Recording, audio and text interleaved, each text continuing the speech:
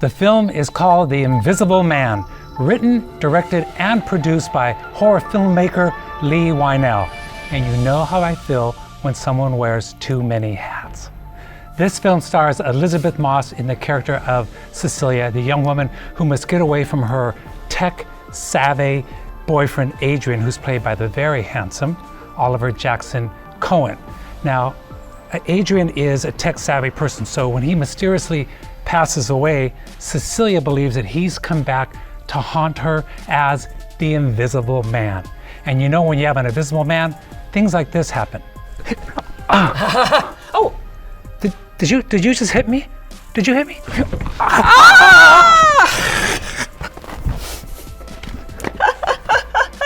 Hey, if you like stuff like that, you're gonna love this movie.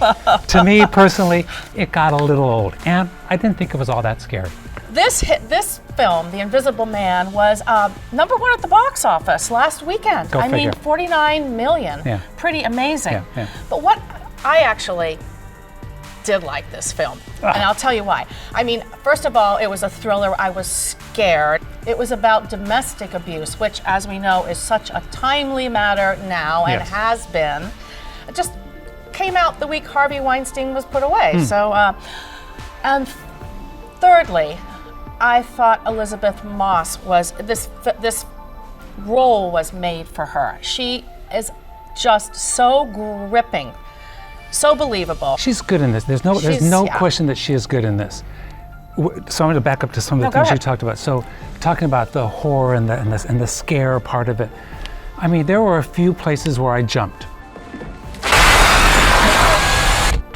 Because one of the things that this director does really well in this film is that he will put the camera on a scene, whether there's somebody there or not in that scene, and leaves chair, you there. Yeah. You're going like, and you're wondering, why am I do I need this? Do I need this? And then he says, no, not now. You don't need it. I may give it to you later on, but not now.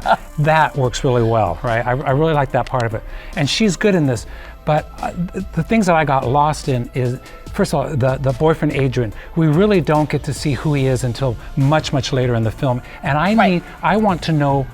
I want to have more reason to be frightened of him, not because she's telling us to be frightened of him. Because we really don't learn about the kind of abuse that he does until a little bit later on. And I want that information at the beginning so I can say, you know what, I'm with you. I hate him also. I kind of felt it a lot at the beginning just because, just her movements and just how she goes about trying to basically escape, leave him, you know? And I think that was the setup that that Lee Wynell actually made you, even though you don't really know him, you feel him, you feel his presence. So there's a lot that's in question in your mind, even till the very end. It's designed for you, the audience, us, the audience, to come to our own conclusion, the whole film. And that's another thing I really liked about it. I've never been a fan of the big rap at the end. Everything's perfect, everyone's happy. I've never been a fan of that.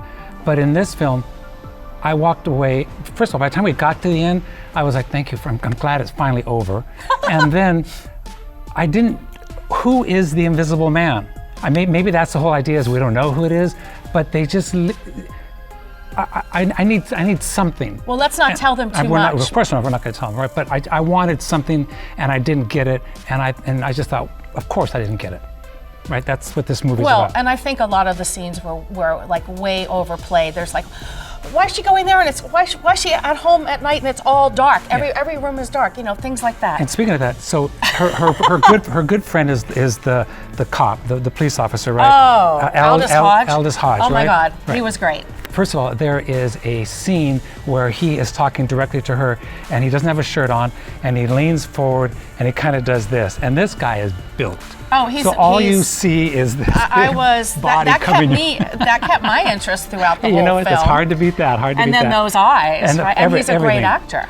Okay, so before we rate, I want to talk about the music, because the music set each scene. The music almost took over the scene at times. It was Benjamin Wallfish who composed the music, and it was produced at Air Studios, which is like top studios in London, and he did Blade Runner 49. So there were times when I was like, whoa, this music is like just taking me to a whole other dimension. I mean, it was pretty loud at times. Yeah. And you knew something was going to happen. You knew something was going to happen. In a horror film, I don't want to know something's going to happen. I want it to hit me, but it's and going then to I'm happen ready. anyway. You know it's going to happen. So, let's rate this baby. Rate it. Let's rate it. You want to go first? Yeah, I'll go first.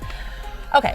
There were shortfalls, and I think we mentioned it, you mentioned it, and I do agree with you. But I think Elisabeth Moss, she just carried this. And I would say there's maybe going to be some Oscar buzz on her. She was so dynamic and so gripping. I'm giving it 4 out of 5 wine glasses. Conrad? What film were you watching? There will be no Academy Award. This is him. There will be no Academy Award nominations out of this film. Maybe music. Maybe music. So I'm going to go directly. Music. I'm going to give this film 3 out of 5 popcorns. The name of the film? Invisible Man.